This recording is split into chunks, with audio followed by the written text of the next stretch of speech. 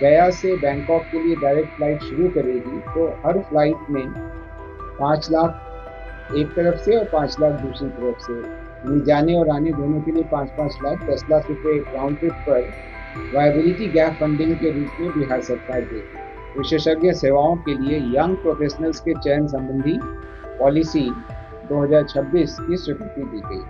सम्राट कैबिनेट की बैठक खत्म हो गई है और कुल 13 एजेंडों पर मुहर लगी है। बिहार वालों को कई बड़ी सौगातें भी दी गई है। बिहार और बिहारियों के लिए सम्राट चौधरी के इस कैबिनेट में क्या कुछ फैसला लिया गया है, सबसे पहले आप कैबिनेट सचिव अरविंद कुमार चौधरी को सुनिए। मंत्रिपरिषद की बैठक हुई, उसके संबंध में आयोजित इस प्रेस कॉन्फ्रेंस में आप सबका स्वागत है। आज जिन बिंदुओं पे चर्चा हुई उसके बारे में मैं आपको बताऊंगा। आज उद्योग विभाग का 2 मामला था। एक Messrs Patel warehousing private limited अरावन बेन नालंदा को निवेश प्रोत्साहन के लिए वित्तीय प्रोत्साहन की क्लियरेंस की स्वीकृति दी गई, और इसी प्रकार दूसरा एजेंडा था messrs ESE energy limited private limited खुदरा कैमूर को भी सिमिलरली वित्तीय प्रोत्साहन क्लियरेंस की स्वीकृति दी गई।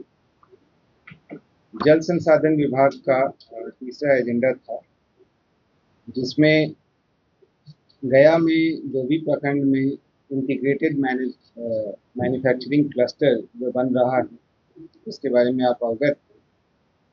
वहाँ पर जल की उपलब्धता सुनिश्चित करने के लिए जलाशय का निर्माण तथा अन्य आवश्यक कार्य के लिए 428 करोड़ 8,30,000 रुपये की स्वीकृति दी गई। इससे फायदा ये होगा कि वहाँ पर जो भी इंडस्ट्रियल यूनिट्स आ रही हैं उनको उनकी आवश्यकता के अनुरूप जल उपलब्ध हो सकेगा। पंचायती राज विभाग का अगला एजेंडा था, जिसमें 15वें वित्त आयोग की अनुशंसा के आलोक में स्थानीय निकायों के लिए भारत सरकार से प्राप्त हेल्थ सेक्टर ग्रांट के मद की राशि की विमुक्ति के लिए बिहार आकस्मिकता निधि से 747 करोड़ 97,64,000 रुपये की अग्रिम की स्वीकृति दी गई।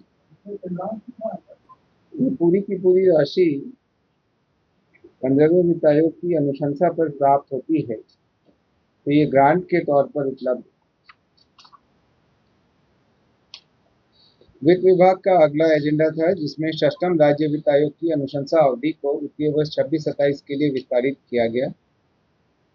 विज्ञान प्रौद्योगिकी और तकनीकी शिक्षा विभाग का अगला एजेंडा था, जिसमें Bihar council on science and technology Patna तथा इसके अधीनस्थ कार्यालयों के लिए पूर्व से स्वीकृत 94 पदों में से 87 पदों को प्रत्यर्पित किया गया और नए 53 पद सृजित किए गए। इस प्रकार से कुल अब 60 पद वहाँ हो गए और इसकी आज स्वीकृति दी गई। विज्ञान प्रौद्योगिकी और तकनीकी शिक्षा विभाग का ही अगला एजेंडा था, जिसमें विज्ञान प्रौद्योगिकी और तकनीकी शिक्षा विभाग एवं उसके अधीनस्थ संस्थानों में तकनीकी एवं विशेषज्ञ सेवाओं के लिए यंग प्रोफेशनल्स के चयन संबंधी पॉलिसी 2026 की स्वीकृति दी गई।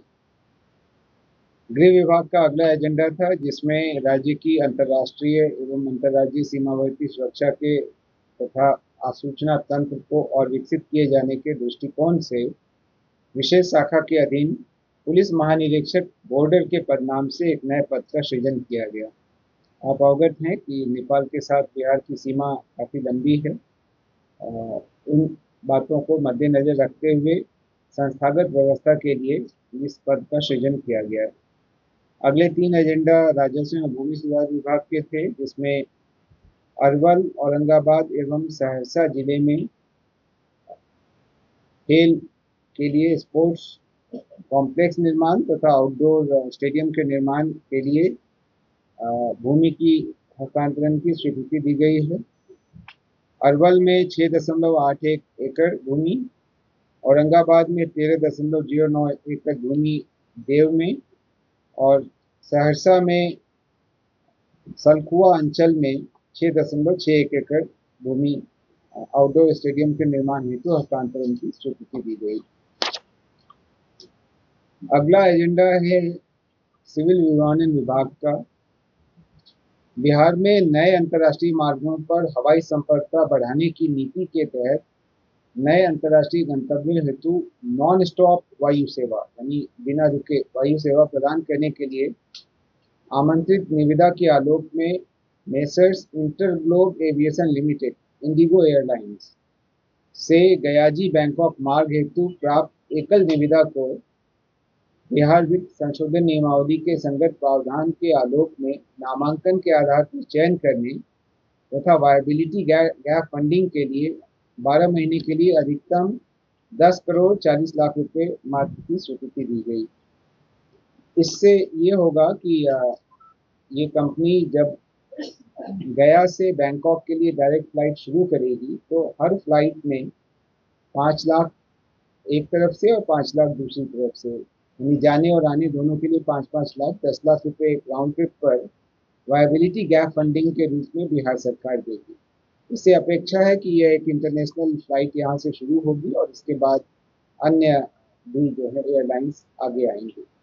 गृह विभाग का अगला एजेंडा था जिसमें वामपंथी उग्रवादियों का सफल निरोध एवं नियंत्रण हेतु सृजित विशेष कार्य बल में विशिष्ट दक्षता प्राप्त एवं आसूचना संग्रहण इत्यादि में कौशल तथा पूर्वानुभव के आधार पर चिन्हित 50 दक्ष पुलिस कर्मियों को अधिकतम 15 वर्षों तक प्रतिनियुक्ति पर रखे जाने हेतु पुलिस महानिदेशक को शक्ति दी गई है। पूर्व में यह 10 वर्षों तक था। वर्तमान में अभी आप अवगत हैं कि वामपंथी उग्रवाद लगभग समाप्त हो गया है, लेकिन हमें उन जगहों पर अभी विशेष सतर्कता बनाए रखनी है। इसी के मद्देनजर यह निर्णय लिया गया। प्रभातखबर.com, विश्वास वही, रफ्तार नहीं।